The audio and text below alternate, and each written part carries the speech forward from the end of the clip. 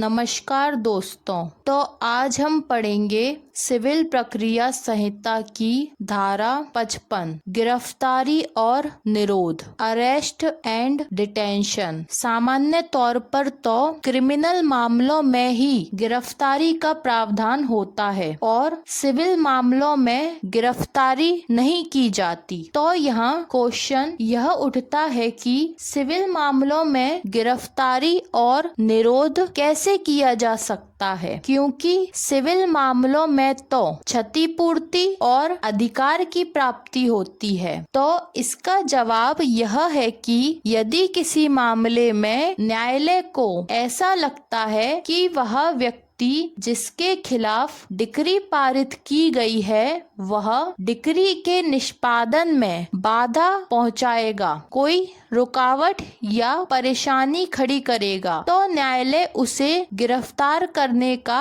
आदेश दे सकता है। तो सिविल मामलों में गिरफ्तारी और निरोध किस प्रकार से किया जाता है, यह हमको पढ़ने को मिलता है धारा 55 में। धारा 55 शुरू होती है गिरफ्तारी और निरोध वाले टॉपिक से। तो अब हम धारा 55 को आसान भाषा में समझते हैं। धारा 55 गिरफ्तारी और निरोध। पहला, निर्णित ऋणी। तो निर्णित ऋणी वह व्यक्ति होता है जिसके खिलाफ डिक्री पारित की गई है और डिक्री होती है सिविल न्यायालय का निर्णय। तो जिसके खिलाफ सिविल मामले का निर्णय पास किया जाता है वह व्यक्ति निर्णित ऋणी कहलाता है। आगे लिखा हुआ है, निर्णित ऋणी डिक्री के निष्पादन में किसी भी समय और किसी भी दिन गिरफ्तार किया जा सकता है और जहां तक संभव हो यथासाध्य जल्दी से जल्दी शीघ्रता से उस निर्णित ऋणी को न्यायालय के पास समक्ष लाया जाता है और वह निर्णित ऋणी उस जिले के सिविल जेल में, सिविल कारागार में, जिस जिले में निरोध का आदेश देने वाला वह न्यायालय स्थित है या जहां पर ऐसे सिविल कारागार में निर्णित ऋणी को रखने की उचित व्यवस्था नहीं है, उपयुक्त वास सुविधा नहीं है, वहां ऐसे किसी अन्य स्थान में जिसे उस राज्य की सरकार ने ऐसे व्यक्तियों को बंदी बनाने के लिए निरोध के लिए नियत यानी डिसाइड किया हो। जिन व्यक्तियों को बंदी बनाने यानी निरुद्ध किए जाने का आदेश ऐसे जिले के न्यायालयों द्वारा दिया जाए, उसी स्थान पर निर्णित ऋणी को भी निरुद्ध यानी बंदी बनाया जा सकेगा, निरुद्ध किया जा सकेगा। परंतु निरुद्ध तभी किया जा सकता है जब धारा 55 में दिए गए चारों परंतु में बताई गई शर्तों को पूरा किया गया हो। तो अब हमें धारा 55 में 4 परंतु पढ़ने को मिलते हैं और परंतु में वह कार्य बताए गए हैं जो गिरफ्तारी करने वाले प्राधिकारी को गिरफ्तारी करने से पूर्व करने आवश्यक हैं। जब तक वह यह कार्य नहीं करता तब तक गिरफ्तारी नहीं हो सकती। तो अब हम एक एक कर धारा 55 में बताए गए चारों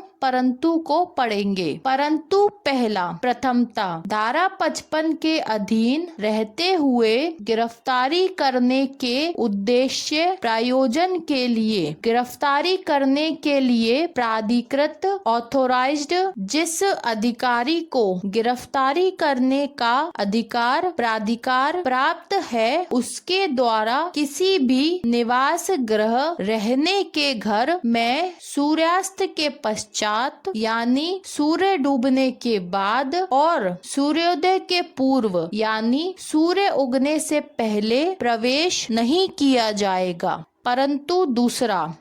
तः गिरफ्तारी करने के लिए अधिकार रखने वाले अधिकृत अधिकारी द्वारा गिरफ्तारी करने के उद्देश्य से किसी भी निवास घर का कोई बाहरी द्वार, बाहर का गेट तब तक तोड़कर नहीं खोला जाएगा। कब तक तोड़कर नहीं खोला जाएगा? जब तक कि ऐसा निवास घर निर्णित ऋणी के कब्जे अधिभोग में न हो और वह निर्णित ऋणी उस तक पहुँच होने देने से मना न करता हो या पहुँच होने देना किसी भी प्रकार भांति से रोकता न हो, निवारित न करता हो। किंतु यदि जबकि गिरफ्तार करने के लिए प्राधिकृत अधिकारी ने किसी ऐसे निवास घर में सही तरीके से सम्यक रूप से प्रवेश कर लिया है, तब वह प्राधिकृत अधिकारी ऐसे कमरे का दरवाजा द्वार तोड़ सकेगा जिसके बारे में उस प्राधिकृत अधिकारी को यह विश्वास करने का कारण है कि उस निवास घर में वह निर्णित ऋणी उपस्थित है। परंतु तीसरा, तृतीयतः यदि कमरा किसी ऐसी स्त्री के वास्तविक कब्जे अधिभोग में है जो स्त्री निर्णित ऋणी नहीं है और वह स्त्री जो है वह अपने समाज देश की प्रथाओं रूढ़ियों के अनुसार लोगों के सामने नहीं आती है, तो गिरफ्तारी करने के लिए प्राधिकृत अधिकारी उस स्त्री को, उस महिला को यह सूचना देगा कि वह वहां यानी उस कमरे से हट जाने के लिए स्वतंत्र है। मतलब वह बिना किसी रोक टोक के वहां से जा सकती है और वह अधिकारी उसे हट जाने के लिए पूरा समय देगा, युक्त समय अनुज्ञात करेगा और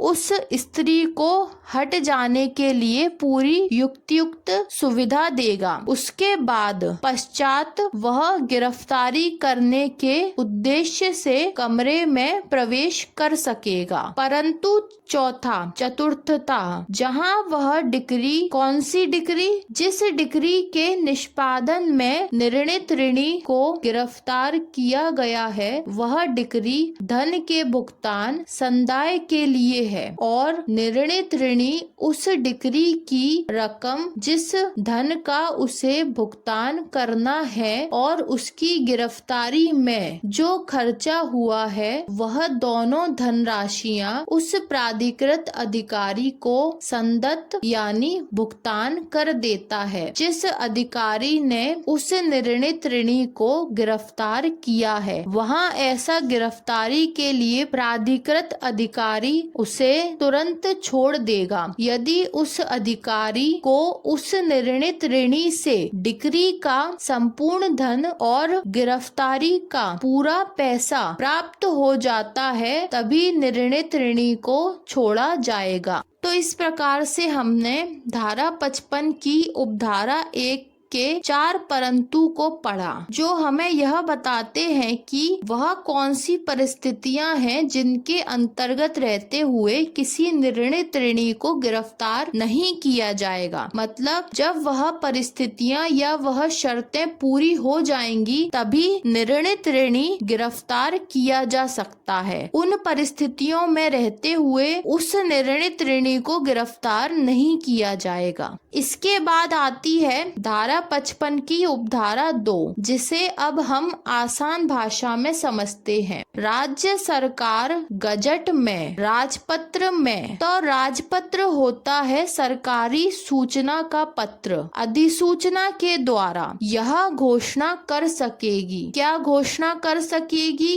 कि ऐसा कोई भी व्यक्ति या फिर ऐसे ही व्यक्तियों का कोई वर्ग या समूह, कैसे व्यक्तियों का वर्ग या समूह? जिन व्यक्तियों की गिरफ्तारी करने से लोगों को खतरा हो सकता है या असुविधा पैदा हो सकती व्यक्ति है, उन व्यक्तियों की गिरफ्तारी उसी प्रकार से की जाएगी जिस प्रकार से डिक्री के निष्पादन में ऐसी गिरफ्तारी की प्रक्रिया अपनाई जाती है, और जो प्रक्रिया राज्य सरकार ने इस कारण से इस निमित्त बताई हो, विहित की हो, उससे भिन्न, उससे अलग कोई भी प्रक्रिया ऐसे व्यक्ति की गिरफ्तारी किए जाने के दायित्व के अधीन नहीं होगी। मतलब किसी अन्य और प्रक्रिया से उस व्यक्ति की गिरफ्तारी नहीं की जाएगी। जो व्यक्ति आम जनता के लिए असुविधा पैदा करता है, उसकी गिरफ्तारी डिक्री के निष्पादन में अपनाई जाने वाली गिरफ्तारी प्रक्रिया के अनुसार ही की जाएगी। इसके बाद आती है धारा 55 की उपधारा 3, जिसे हम आसान भाषा में समझते हैं। धारा 55 उपधारा 3 लिखा हुआ है कि जहां निर्णित ऋणी को धन का संदाय करने के लिए डिक्री के निष्पादन में गिरफ्तार किया जाता है और उस निर्णित ऋणी को न्यायालय के समक्ष लाया जाता है, तो वहाँ वह न्यायालय उसे यह बात बताएगा कि यदि उसके पास डिक्री का निष्पादन और धन का भुगतान करने के लिए धन यानी पैसा नहीं है, तो वह अपने आप को न्यायालय द्वारा दिवालिया घोषित किए जाने के लिए न्यायालय में आवेदन कर सकता है। जिस व्यक्ति के पास किसी भी प्रकार का कोई धन या संपत्ति बाकी शेष न बची हो, वह व्यक्ति दिवालिया कहा जाता है और उस व्यक्ति को न्यायालय द्वारा दिवालिया घोषित किया जाता है जब वह न्यायालय को इस बात का प्रमाण देता है कि उसके पास कुछ भी धन या संपत्ति बाकी नहीं बची है जिससे वह धन की डिक्री का भुगतान कर सके। तब न्यायालय द्वारा उसको यह निर्देश दिया जाता है कि वह न्यायालय में अपने आप को दिवालिया घोषित किए जाने के लिए आवेदन करे, जिस आवेदन के द्वारा न्यायालय उसे दिवालिया घोषित कर सके। और यदि उस निर्णित ऋणी ने न्यायालय में आवेदन करते समय उस आवेदन की विषय वस्तु यानी सब्जेक्ट मैटर में कोई असद्भाव पूर्ण मतलब कोई गलत भावना से, कोई गलत इरादे से कार्य नहीं किया है, और यदि वह निर्णित ऋणी उस समय लागू दिवाला विधि के उपबंधों का प्रोविजन का पूरी तरह से पालन अनुपालन करता है, तो वह निर्णित ऋणी तुरंत छोड़ा जा सकेगा यानी उन्मोचित किया जा सकेगा। अब हम आसान भाषा में पढ़ते हैं धारा 55 की उपधारा 4, जहां निर्णित ऋणी अपने आप को दिवालिया घोषित किए जाने के लिए आवेदन करने का अपना आशय यानी वह आवेदन करना चाहता है, यह आशय यह बात न्यायालय को प्रकट करता है और वह निर्णित ऋणी न्यायालय को समाधान के रूप में प्रतिभूति सिक्योरिटी यानी कोई कीमती वस्तु इस बात के लिए देता है, किस बात के लिए निर्णित ऋणी द्वारा न्यायालय को सिक्योरिटी दी जा रही है कि वह निर्णित ऋणी 1 महीने के अंदर ऐसा आवेदन करेगा कि उसे दिवालिया घोषित कर दिया जाए, फिर उसे डिक्री के निष्पादन में जो धन का भुगतान करना था वह नहीं करना होगा और वह निर्णित ऋणी दिवालिया घोषित किए जाने के आवेदन से संबंधित या उस डिक्री से संबंधित जिस डिक्री के निष्पादन में उस निर्णित ऋणी को गिरफ्तार किया गया था, वह निर्णित ऋणी उस मामले की किसी कार्यवाही में उसे बुलाए जाने पर न्यायालय में उपसंजात यानी उपस्थित होगा। मतलब न्यायालय जब जब बुलाएगा तब तब निर्णित ऋणी उपस्थित हो जाएगा। तो वहाँ पर ऐसी स्थिति में न्यायालय जिसने उसे गिरफ्तार किया है वह उसे गिरफ्तारी से छोड़ सकेगा और यदि वह निर्णित ऋणी 1 महीने के अंदर पर दिवालिया घोषित किए जाने का आवेदन करने और न्यायालय द्वारा बुलाए जाने पर उपस्थित होने में असफल रहता है, मतलब ना तो 1 महीने में आवेदन करता है और ना ही न्यायालय द्वारा बुलाए जाने पर उपस्थित होता है, तो न्यायालय डिक्री का निष्पादन किए जाने में यह 2 कार्य कर सकता है। पहला, या तो उसके द्वारा न्यायालय में जमा प्रतिभूति को प्राप्त यानी जब्त करने का आदेश दे सकता है, या उस व्यक्ति को सिविल कारागार, सिविल जेल को सुपुर्द किए जाने का, सौंपने का निर्देश दे सकेगा। तो इस प्रकार धारा 55 में आज हमने यह समझा कि निर्णित ऋणी की गिरफ्तारी और निरोध किस प्रकार से किया जा सकता है, और परंतु में हमने यह समझा कि वह कौन सी परिस्थितियां हैं जब किसी व्यक्ति की गिरफ्तारी नहीं की जा सकती। इसके साथ ही साथ हमने यह भी समझा कि न्यायालय के द्वारा कब निर्णित ऋणी को दिवालिया घोषित किया जाता है, और यदि निर्णित ऋणी न्यायालय को दी गई शर्तों को पूरा नहीं करता, यानी जिस बात के लिए, जिस कारण के लिए उसने न्यायालय में प्रतिभूति जमा की है वह कार्य, वह शर्त पूरी नहीं करता है, तो उसे तुरंत सिविल कारागार में सुपुर्द किया जा सकेगा या उसकी प्रतिभूति को प्राप्त यानी जब्त किया जा सकेगा। धारा 55 का टॉपिक है गिरफ्तारी और निरोध, और यही टॉपिक हमको पढ़ने को मिलता है आदेश 21 के नियम 37, 38, 39 और 40 में, जिसे हम आदेश 21 वाले लेक्चर में अलग से कवर करेंगे। तो यह थी सिविल प्रक्रिया संहिता की धारा 55। अब मिलते हैं अगले लेक्चर में। धन्यवाद।